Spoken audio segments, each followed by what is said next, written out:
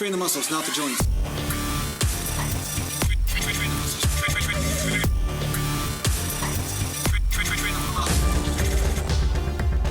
Welcome back to Natural Gland Bodybuilding Mountain. So today I want to talk to you a little bit about too much of a good thing. And I had somebody in the comments say, Jason, hey, you know what? You should talk about different stuff. You always talk about the same crap. You always talk about the same crap, Jason. Eh? What are you doing that for? Same crap, right? Well, the reason why is there's different ways to investigate the crap. You know what I'm saying? Like there's different perspectives. And to the simple mind, it might seem like I'm always saying the exact same thing, but what I am doing is attacking concepts from a slightly different angle. And, you know, it's one of those things where training is, you could say it's a science, and it's also awareness, like I've talked about in the last million videos. But at the same time, I do find that there is a crazy cult-like nature to the way people think now when they investigate anything, when it comes down to information. And because a lot of people are just looking to follow a template blindly, they're not necessarily reaching their potential. So for instance, today, I talked to a guy at the coffee shop, really nice guy, and he asked me how can he get his bench press up, his 1 rep max. And the first thing I told him was that 1 rep maxes are a waste anyway. Doing 1 rep maxes are going to more than likely injure you. And for most people, this is what happens. Once they get to a certain threshold of strength, then they end up tweaking something or hurting themselves unnecessarily. And the 1 rep max doesn't speed up your gains. It doesn't make you stronger faster than doing 5 rep maxes or 6 rep maxes, you see?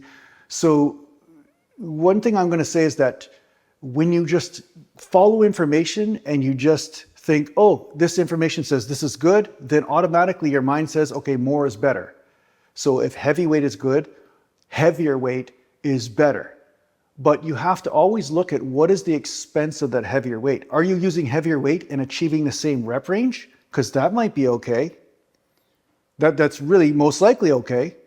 Or are you doing it and only able to accomplish a couple reps just for the sake of putting another plate on the bar or another, 10 pounder or whatever? So you have to make decisions based on the health of your body and what you're experiencing. And when people blindly follow a template or they get stuck in this competition thing with everybody on the internet and they just do stuff, they just try their maxes and just push through stuff and ignore what their body's telling them, we know what happens. And I've seen it a million times. I've seen guys tear their pecs. I've seen guys hurt themselves. And the big fallacy out there is people say, oh, natural bodybuilders can't tear muscles. Yes, natural bodybuilders can tear muscles. It happens all the time, just maybe not as often, but it does happen. So what I'm trying to say is that you can't just follow blindly what somebody's telling you without growing in awareness. And if you don't have that awareness of the body, err on the side of caution. If you don't have an awareness of knowing, oh, that's a good pain or a bad pain, like say somebody's got you in a jiu-jitsu move and you don't know whether that snapping feeling in your elbow is a bad thing, maybe you're not the right person to be testing the limits of your body. You're kind of like a zombie, at this point. And if you have a zombie-like nature, what's going to happen is that your body will tell you what those limits are, but it will tell you very aggressively and sometimes in a form where you cannot come back from, like an injury that you cannot recover from. So the thing is that you want to push the body, but you want to grow the awareness every step of the way. Feel what's happening, understand how to stay tight and stable, and how to become coordinated with the movements that you're using. But to just push through that and it's just to put nitrous on an engine in a car and not be aware of how a bunch of stuff is blowing in the engine and the transmission, the car's going to just blow up. It's the same thing with your body. If you're moving forward with your training and putting on excessive weight, but you're not aware of whether there are good things happening or bad things happening, then, injuries will happen. So we don't have a weak link with information on the internet. That's my point.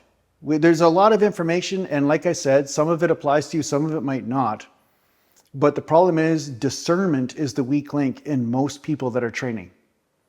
I talked to another guy on the beach the other day, super nice guy, and he had actually seen a couple videos before, and he said that he was doing some experiments of his own in the gym and finding out what felt right and what was producing results and so forth. So he was using his awareness every step of the way. Every time he adjusted something, he was like, is this working and how does it feel? That is what I want for people, not them to just follow, oh, Jason said high frequency training works, that's what I got to do. Or Jason said, partial range on this movement, that's the right thing for me. I don't want you to follow that. I want you to follow what your body is telling you. And if you're not aware of it, like I said, be careful, use moderate poundages, moderate ranges of motion until you discern or gain the ability to discern when you're tweaking stuff. And usually you know when you've tweaked something or you've hurt something is because the next day or 2 or 3 days later, you start to get inflammation in those joints, right? So your elbows start to hurt or your knees start to hurt or your back is off. Because another thing people do is that they assume comfort is the same thing as proper form. Now, it depends what you mean by comfort, right? When I was 17 years old and I was first learning how to do a bent over row, I found that rounding my lower back was comfortable, right? It was relaxing. I could feel the lats really well and I was rounding my lower back.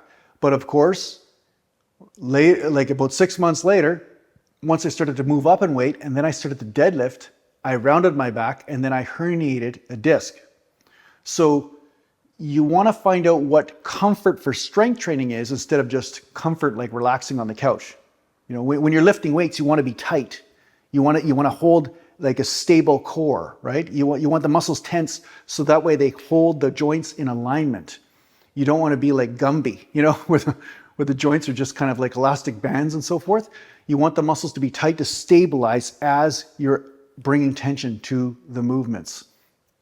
So again, this is another level of discernment that I did not have yet at that time. I knew to be tight in certain movements, but I did not master the ability to keep a tight core when I was doing back movements. And that is also necessary. You have to develop this awareness. So say you take somebody and they don't know to keep their core tight, but then they start trying to push really heavy weight in squats. Again, an accident can happen or an injury and so forth. So you want to not just learn proper form from the head or from what somebody tells you, but also from a feeling point of view. So you can actually feel when your body is in perfect alignment. And then you know when it's safe to push heavier or not. So yeah, that's really what I'm going to say is that, build the awareness first, then throw the weight on. Don't throw the weight on before the awareness is there. And that will protect you a lot and help you get a lot more gains in the long run. Mountain. I have a gaming channel now, guys, where I play some DayZ and have some funny clips of me fighting guys and all that kind of stuff. So yeah, if you want to check that out, go ahead. And if not, thanks for watching. So I hope this helps out in your training. And if you need to get a hold of me, just go to naturalgalantbodybuilding.com. And thanks to the page supporters. Mountain.